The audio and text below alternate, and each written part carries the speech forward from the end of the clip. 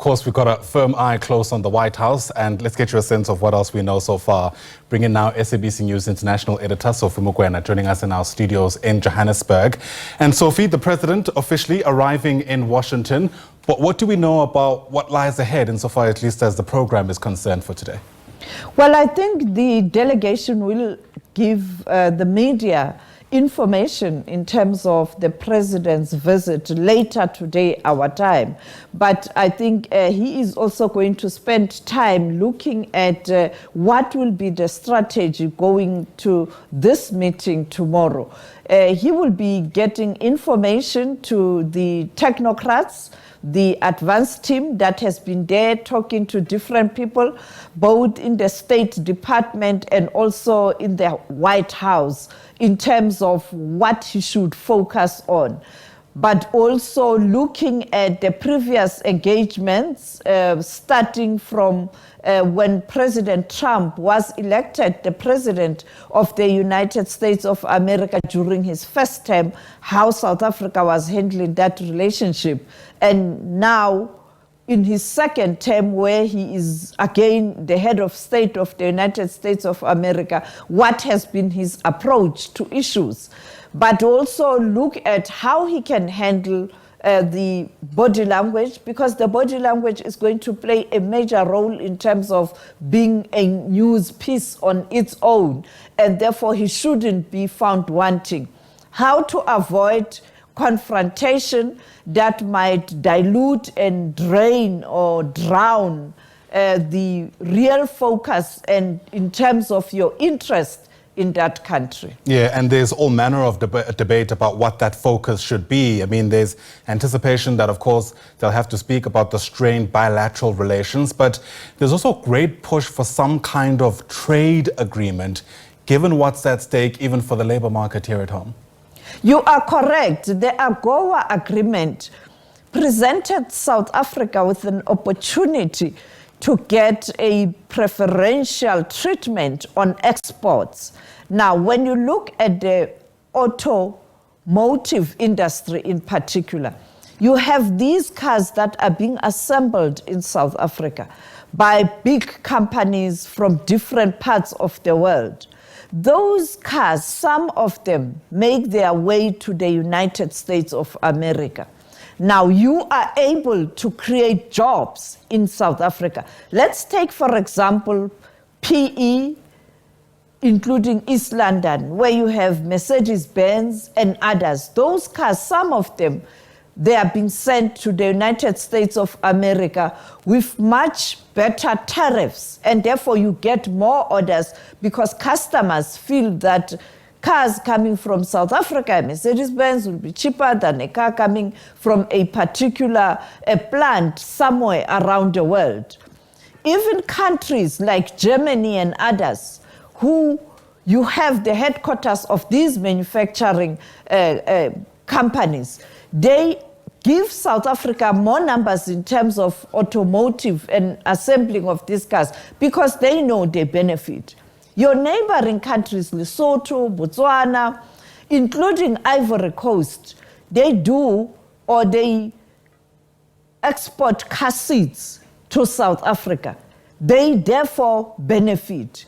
Therefore, they will also be affected. You go to Roslyn, you have your BMW, you have your Ford, you have your General Motors. These two are the American companies. You have created those jobs in that industry because of this agreement also. If this agreement falls away and you have heavy tariffs, the orders will go down. And those companies are going to retrench those people who are working at Mercedes-Benz, at BMW, at Auto and General, and also at Ford. And therefore, this is the issue. You go to the citrus industry. We do export stuff or products to the US. Now, the citrus industry is going to be affected. People are going to lose jobs. Therefore, the issue of, and this at a time where our economy is very sluggish, so you can't afford to lose a market when you don't have an alternative. While you negotiate, you then have other people negotiating other markets. That is why the deputy president is in France. Increase the volumes with European countries so that if things don't go well with that market you had from the US for such a long time that has created or helped you to create some few jobs, you don't find yourself. So the issue of trade will be high on the agenda. Yeah, absolutely. Vincent Mokoena was also asked yesterday when they arrived at the hotel whether or not Ramaphosa is ready for the possibility of being treated the way Zelensky was when he was there at the Oval Office. And Vincent Mokoena said, well, we don't anticipate getting an invite to be treated in that way. But it does allow us to segue to the kind of strategy that you alluded to yesterday. Ramaphosa, known in the past as being a great diplomat or negotiator himself. And I suppose in many ways that's going to be on display tomorrow. Well, Ramaphosa is senior. Age, political experience, business acumen, and having been involved in negotiations. Leave CODESA. During the Ireland question, President Mandela appointed him to be a mediator to help Ireland to reach a consensus, and he was able to do that. And therefore, he has to use those skills. He cannot be pushed to a situation where he's too aggressive or he loses the focus. He has to stay the ground and push for South Africa's interest without compromising South Africa's policy and the principle the country has espoused for many years, but he has to be a tactician in terms of trade, and he has to use those skills. When you look at Zelensky, he's young and he is not a real politician. When you look at his background, he has never been in a very difficult environment like South Africa has been during the negotiations, during apartheid, dealing with your enemies, even dealing with America, with some of the Americans who were in support of the regime. Therefore, he has got better experience. But he must expect that President Trump is going to be President Trump. Vice President Vance is going to be Vice President Vance. The Secretary of State, Marco Rubio, is going to be Marco Rubio. And therefore, you already know what kind of body language you expect from them. This has all been framed as a reset. Vincent Mokoena mentioned that multiple times. And I wonder if you can help us place the significance of that, given just how long-standing the relationship between South Africa and the US is. Yes, you're starting from scratch because those executive orders, they have changed the political and also the trade relations between the two countries. When you talk about reset, you're starting from scratch. You are not building on Mandela, on Mbeki, on Zuma, the relationship that were there, that were sound. You're now starting something new because America has decided to reset the relations, not only with South Africa, but globally. That is why many leaders have been to the White House already.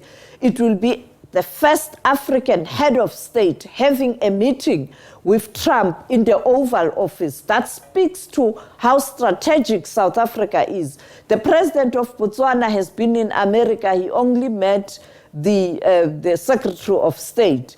So you can see that Trump at his level is meeting Ramaphosa because not only in relation to South Africa, but on the continent, South Africa is a strategic country. I'm not saying or using words such as big brother, big economy. No. South Africa is a strategic country, and therefore you can see why this is important. And when you reset your relations with Africa also, because that's what's also happening. He is doing the same with the European Union, with China.